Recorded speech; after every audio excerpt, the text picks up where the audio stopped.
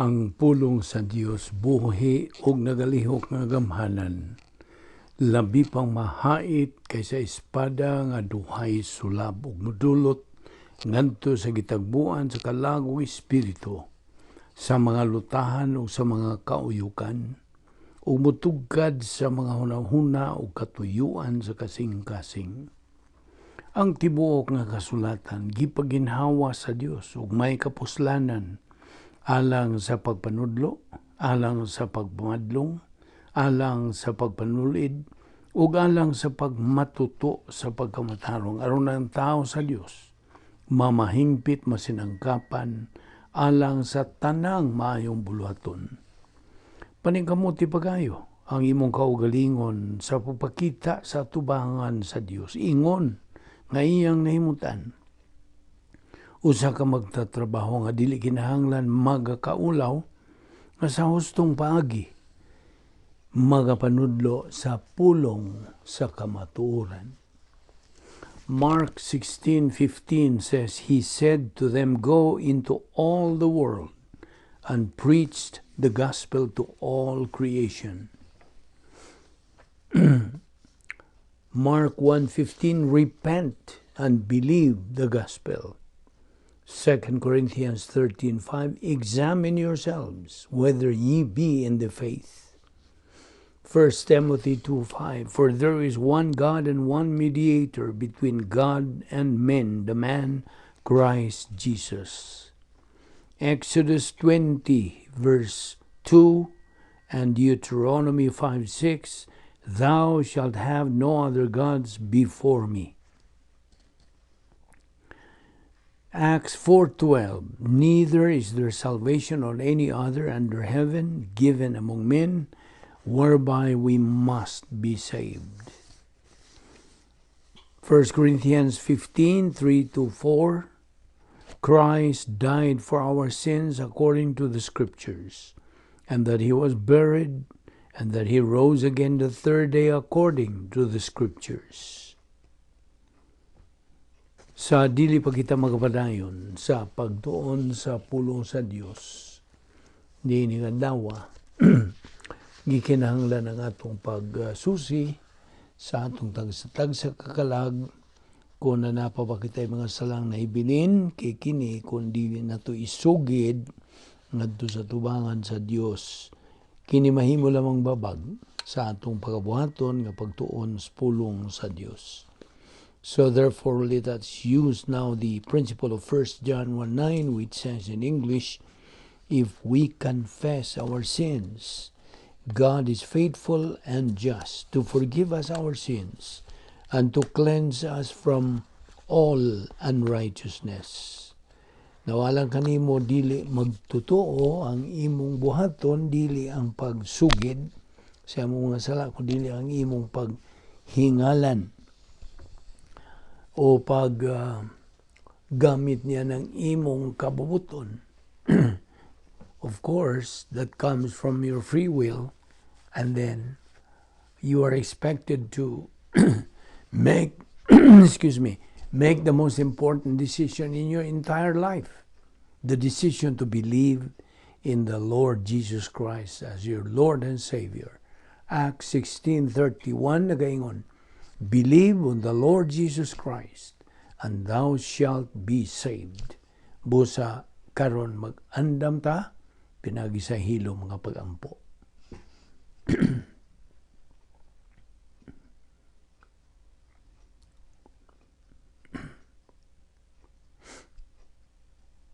Amahan na mo nga Diyos, nagapasalamat kami kanimo ninglayan sa mga adlaw nga imong gigahin alang sa among pagtuon sa among pulong. Salamat nga imo pa kaming gilugwayan sa among kinabuhi hangtod ni gayuna kini timailhan nga ang imong plano sa among kinabuhi nagapadayon pa sa paglihok. Salamat nining grasya nga among gipahimuslan, grasya nga pagtuon sa imong pulong, inaot nga ang balang Espiritu Santo magalihok sa iyang ministry nga ni kanamo sa pagtudlo kanamo sa tanang kamatuoran. Salamat nining among Bible study pinagi sa YouTube. Kining tanan among gipasalamatan sa ngalan ni Ginoong Hesukristo. Amen. Well, may adlaw kaninyong tanan na atong mga subscribers, mga higala, mga silingan, mga suki, atong mga igsuon diyan ni Kristo. We warmly welcome every one of you. Okay, niya pa kita magadupot sa atong tunanan, what is heaven? Unsa man gyud ang langit? Okay? So, kahapon, ato naman hinggi tuki bahin ini o magapadayon kita. And we will try to finish this up today sa atong session. Okay? So, okay, una sa tanan, ato nang giingon kanimo kagahapon nga, ang langit is the place for prepared people. Now, spiritually speaking, heaven is a prepared place for prepared people. Ang mga luwas, the very place where God lives eternally. O kay ang nagasaysay nining tanan, nagapadayag nining tanan, mao ang Biblia, which is the inerrant Word of God describing heaven as the home of every believer in Christ, and which is otherwise called home, sweet home, or glory land. Kaya ang langit, gigarantiya man sa Dios ngadto sa matag usa ka magtotoo. 1 Peter 1:4-5. Ug busa nagatuon kita niining mga butanga bahin niining langit tungod kay gikinahanglan kitang mga magtotoo matag usa ka nato should better become more acquainted with our future home nga ang langit. Now, so hangtod karon na apay mga kadaghanan nato mga igsoon nga mga magtotoo nga who are still wondering what heaven will really be like. Again, ang Biblia mentions heaven 559 times. Paghisgot bahin ini and provides precise, definite, detailed information about it. You see? Kini atong gipanghisgutan gikan kini sa pulong sa Dios. Why laing tinubdan? Dili ka makakuha nga tinubdan bahin ini. Gawas lamang sa Biblia.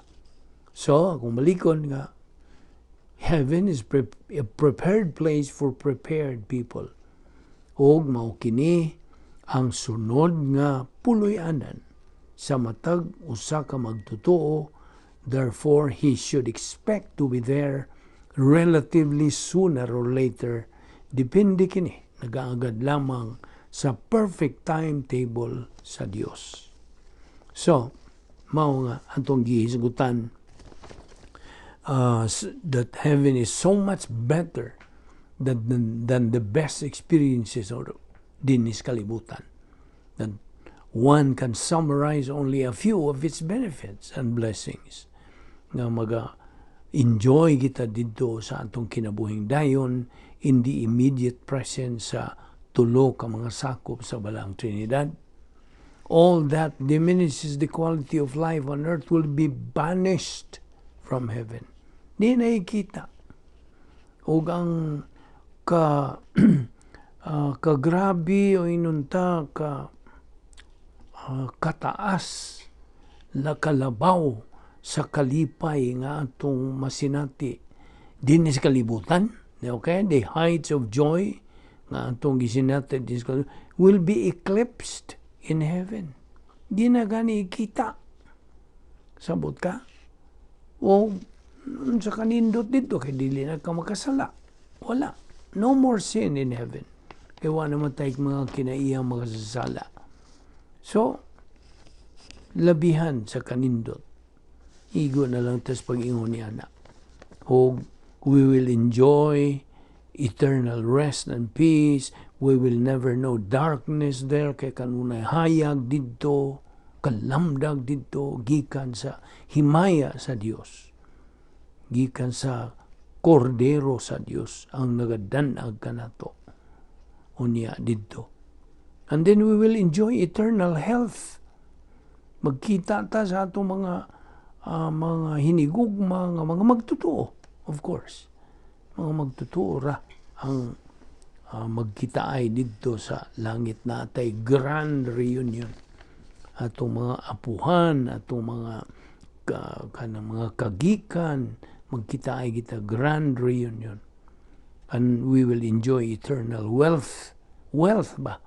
Ang kaadunahan na nimo. Eternal health. Dayo na. Maayong panglawas. Eternal life. You see? Wala dito yung mga kasakit. Wala na yung mga kaguol. Mga kaminga wala na. Wala na yung luha. Wala na yung pag-antos. Wala na gani kamatayon dito tungod kay ang karaang mga butang manglabay na. Pinadayag 21:4. So then, in heaven, wala. Pulos na gyud kanindot. Ug kalipay hangtod na sa kahangturan. In short, heaven is better by far. Now, can you afford to miss it? And missing it is forever. And sipyat ka na hangtod sa kahangturan. O nakaroon ang panahon sa kanang paiuyo na o pupasibo na sa plano sa Dios aron kita makadangat na didto sa langit nga wala nay kaguol, wala na tanan ng mga negatibo ng mga butang, pulos ang yun positibo. So ang imo lang yung buhaton mao ang pagtuo kang Ginoong Jesucristo nga imong personal nga Ginoo ug manluluwas. And then you're automatically on your way to heaven. No dili na to ni hinimo-himo, wa na to kuha alanig diin nga mga tinubdan, gikan na sa pulong sa Dios, una-una sa Dios. So naarapod na nimo, it's a matter of choice. You see, kung magtuman ka ba sa imong naandan nga gituhuan, okay, well, that's another subject kung maghisgot na po tagbahin ni ana. So, dito sa langit ako pahinumduman, there's no more crying, no more pain, no more hunger or thirst, no more tears, no more night, no more sun or moon, no shut gates. So, ang kinabuhi dito sa langit is absolutely perfect. So, now, how would you feel with all of these things nga atong gipanghisgutan that are absolutely real in heaven? Na kay hingpit nga lawas. No more concern about health in heaven. Na kay gipangbati karong mga rheuma baron, mga sakit lutahan unsa pa diha. Wala na.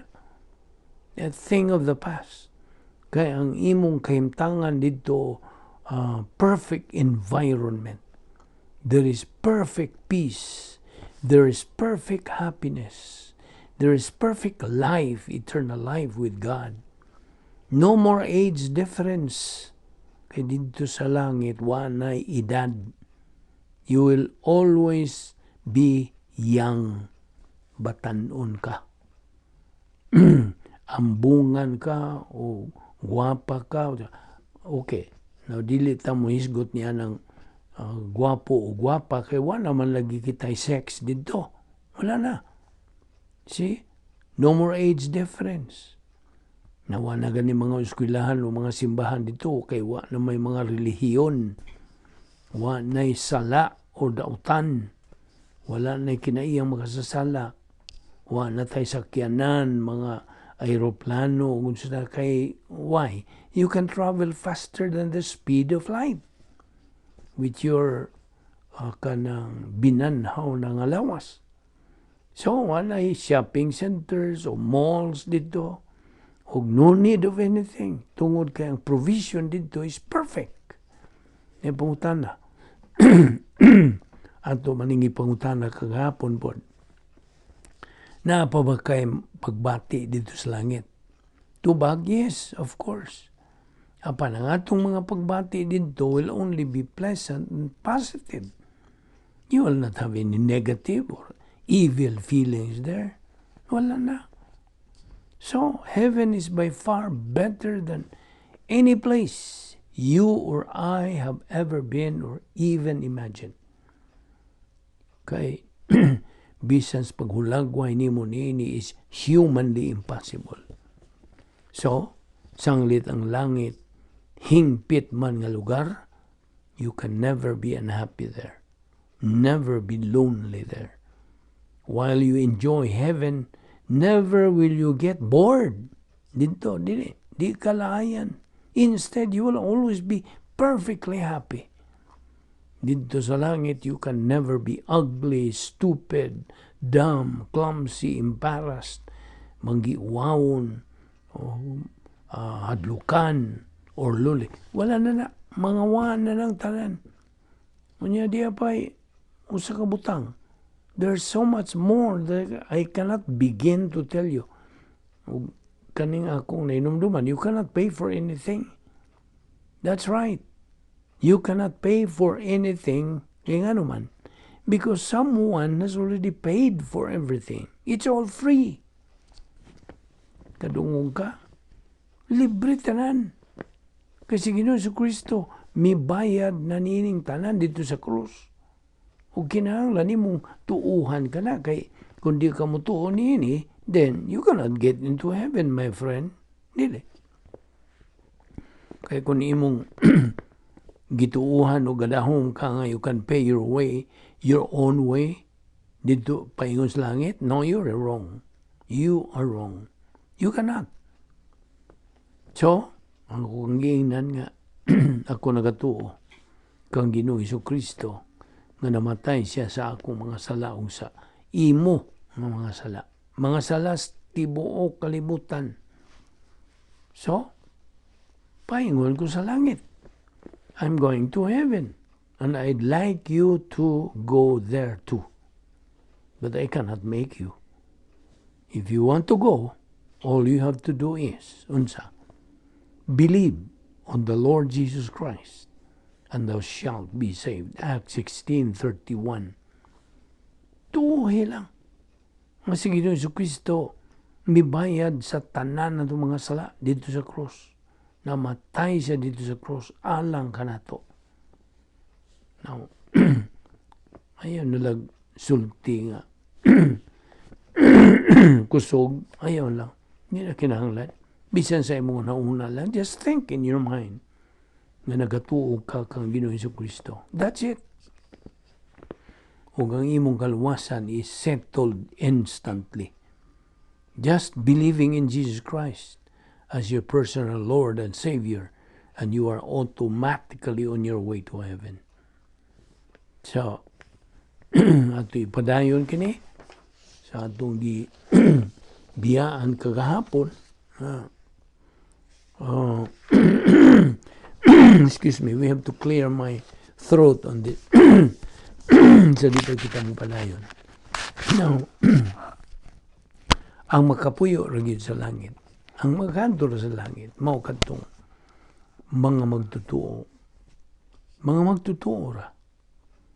O ang usa ka tawo nga mituo kang Kristo, ang iyang ngan gisuwat na didto sa libro sa kinabuhi sa karnero, the Lamb's Book of Life.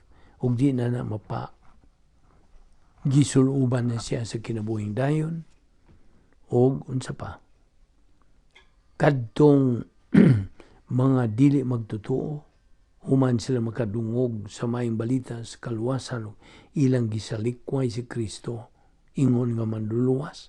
Mao ni mga resulta matod pa sa pulong sa Dios.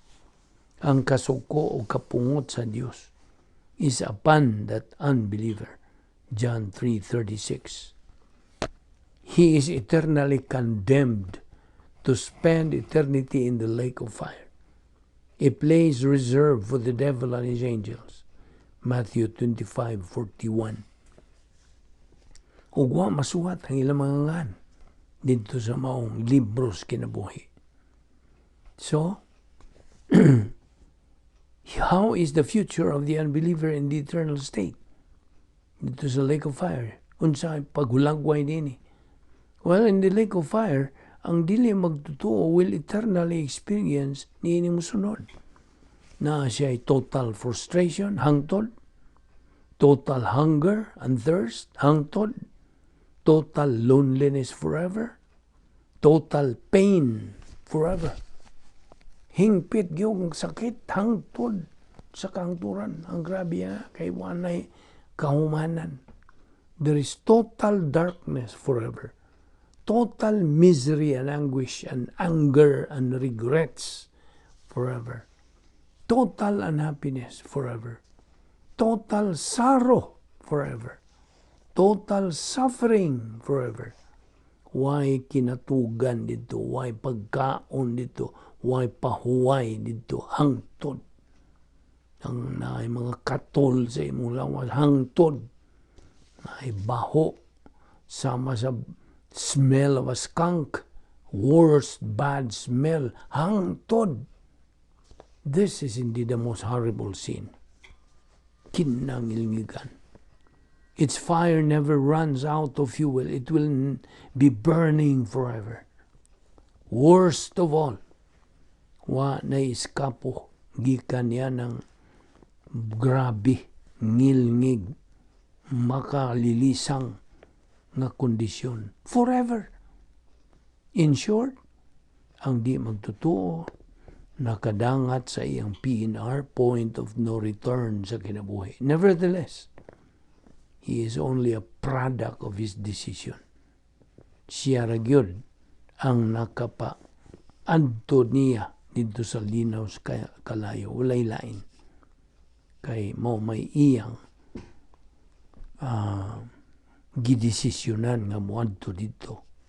Bitaw ito ang atong Ginoong Jesucristo misulti o iyang isultiyas Judas Iscariote kadtong dili magtutuo ngayang tinunan mas mayapat ning tawan nagwa na lang unta matao. Mateo 26:24. Now, how would you like that, dear unbeliever, to be told so? Ano may mong bation? Makaako ka ba? To miss God's perfect way to avoid all this terribly awful and horrible future? Inumdumi nga ang paagi sa Diyos hingpit, yano, pinahiluna, organisado, tungkol kay He is a God of order and God of truth. Unsa mayang isulti, He really means it. Whatever He means, He says it. Ang Diyos nag-ingon sa maong sentence nga, tumuo ka kang Ginoong Hesus ug ikaw maluwas. And when you respond, mo sanong ka niya ng maong stimulus, kay stimulus man na, in a positive way, by saying, yes, I believe in Jesus Christ, then God instantly cancels your appointment from the lake of fire. And that is God's deliverance. Pagpalingkawas nimo. That is deliverance. That's grace in action. Mao na nga ang mensahe mao kini. Tumuo ka aron ka may langit. Or isalikway and you will spend eternity in the lake of fire. Choose. Pili. Use your God-given free will. Kaya ang prinsipyo mo kini, Christ is the only way to heaven. All other roads are detours to doom. Hinumdumi ang kinabuhi, labiyas kamubo, ragyod. Bisan pa magkinabuhi, kag labaw pa sa kagatos, katuig din ining kalibutan na, labiyas kamubo, niya na, itandi nimo sa eternidad. Kaya nga itong kinabuhi, murag bitay, labiyang gamay, nga lanot, nga mahimong putlon ka na anytime by God. God who owns that life can snap it in His own perfect timing. So, mao na nga makita ni mo unsa gyud ang mahinungdanon nini mga butang nga atong hisgutan. But as a believer, balita nimo diha nga magtotoo. Ikaw nga magtotoo mismo, ang imong attitude towards this thing should be this: when the clock strikes for me, I shall go. Not 1 minute early, not 1 minute late. Until then, there is nothing to fear. Wa gyud tay katarungan nga mahadlok. I know the promises of God are true, tinuod, for they have been fulfilled in my life time and time again. Ang akong Ginoong Hesus, nagapadayon siya sa pagtudlo, pagpanalipod, guides, paggiya, pag-ayo sa mga ginagmay mga sakit, o paghupay, and still wins our complete trust and our love. Si David bitaw nagkanayon, my times are in your hand. Salmo 31:15. Diya sa Hebreanon 13:6, atong mabasa kining mga pulong sa Dios. The Lord is my helper. I will not fear. What can man do to me? Tinuod, we may have concern about the days ahead. As the scripture says, we do not know what will happen tomorrow. James 4:14. But we do know that whatever happens, He will always be with us. Hebrews 13:5. Kanang maong kasayuran, makapagaan any burden of worry about the future. Basta? Yet, by the grace of God and by the comfort of His Spirit, we can face tomorrow's terrors with courage. Ug busa akong balikon, ang Diyos sa iyang pulong, mihimo sa iyang mga saad to every person, believe on the Lord Jesus Christ, and thou shalt be saved. Acts 16:31.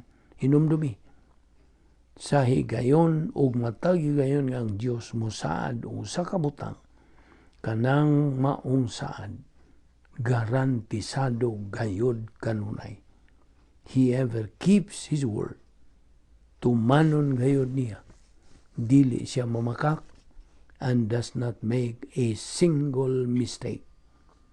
So ang Dios, buot nga siya magkinabuhi uban kanato. He wants to spend forever with us. He has designed a grace plan. Grasya ang iyang plano. He has provided salvation to allow us into that plan. Kung sa pagtuo kang Ginoong Jesucristo is absolutely the only way we can enter God's plan. Maura, bugtong pagi. Kay si Ginoong Jesucristo may bayad sa tanan to mga sala, so we may live with God forever. Grasya ka na. You have two choices to make: to believe or reject the Lord Jesus Christ. If you refuse to believe, you spend forever in the lake of fire, which most people call hell. If you try to add anything to believing, you say no. If you avoid believing, you say no.